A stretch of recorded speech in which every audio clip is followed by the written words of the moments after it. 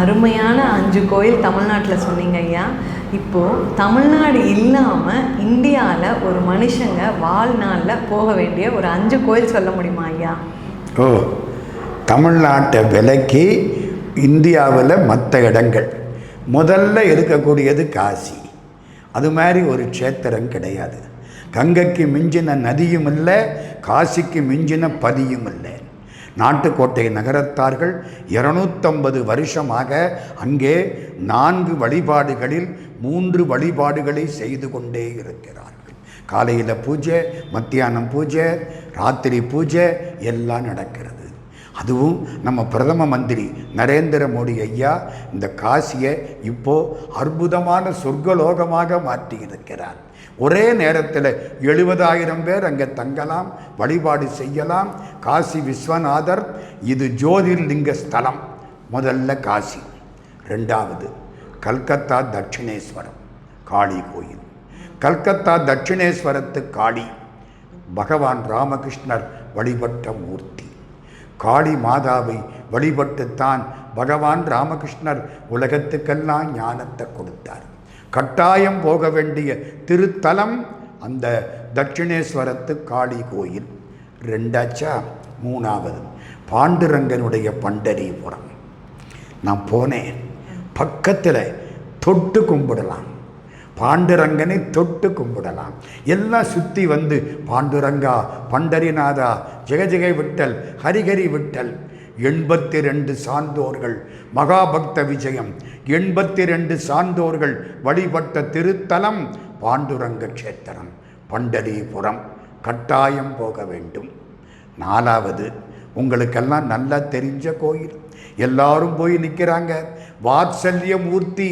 1000 தப்பு பண்ணனாலும் போடா முட்டா பயலை, இனிமே தப்பு பண்ணாதே அப்படின்னு காப்பாற்றக்கூடிய வாத்சல்ய மூர்த்தி நம்ம திருப்பதி பெருமாள்.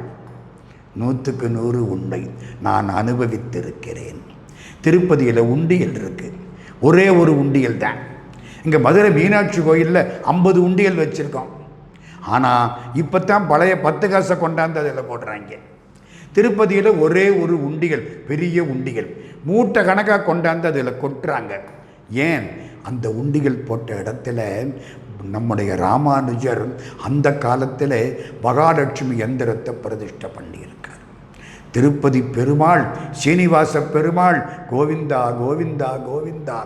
சான்றோர்கள் பல பேர் சொல்கிறார்கள், முருகன்தான் பாலாஜி, பாலாஜி தான் முருகன்.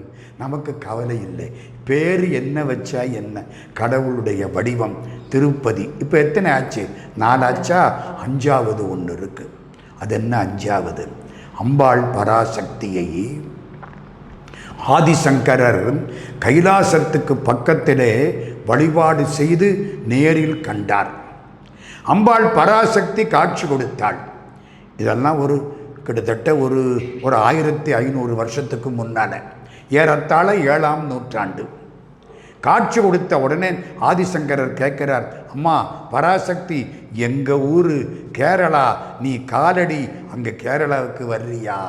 வருகிறேன். ஆனால் ஒன்று, என்ன? நீ முன்னால் போ, நான் பின்னால் வருவேன். திரும்பி பார்க்கக்கூடாது, நம்பிக்கையோடு போக வேண்டும்.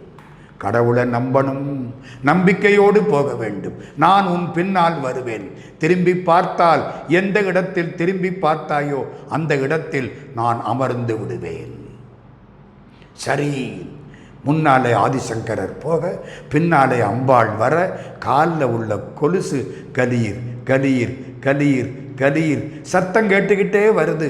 ஆகா, அம்பாள் வருகிறாள் வருகிறாள் வருகிறாள். வந்தாரா? குடசாத்திரி மலை கீழே ஒரு பெரிய பாதாளம். அந்த இடத்திலே சதுப்பு மண், சதுப்பு நிலம். அதில் அம்பாள் கால் வைக்கிறாள். அதனால இந்த கால் கொலுசு சத்தம் கேட்கலை, இந்த மண்ணில் கால் பதிஞ்சிரும். அதனால ஆதிசங்கரருக்கு சந்தேகம், இதுவரை கொலுசு சத்தம் கேட்டது, இப்பொழுது கேட்கவில்லை. ஐயையோ, அம்பாள் நின்று விட்டாள். கடவுளை நம்பணும். திரும்பினாரா? அப்படியே உட்கார்ந்துட்டா. அம்மா தாயை ஏமாற்றி விட்டியே, நீ தானே திரும்பி பார்த்தே, நம்பணுமா இல்லையா? அம்மாவை பிள்ளை நம்பணுமா இல்லையா? அம்மா ஏமாற்றி விட்டியே, நாம் இங்கேயே இருப்போம்.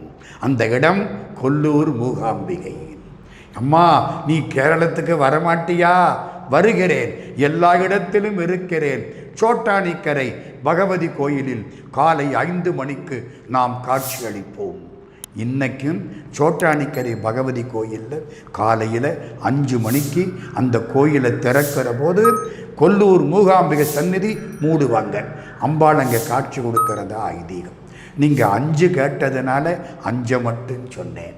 5க்கு மேலே கேட்டால் இந்த நாட்டில் 1000 திருத்தலங்கள் இருக்கின்றன.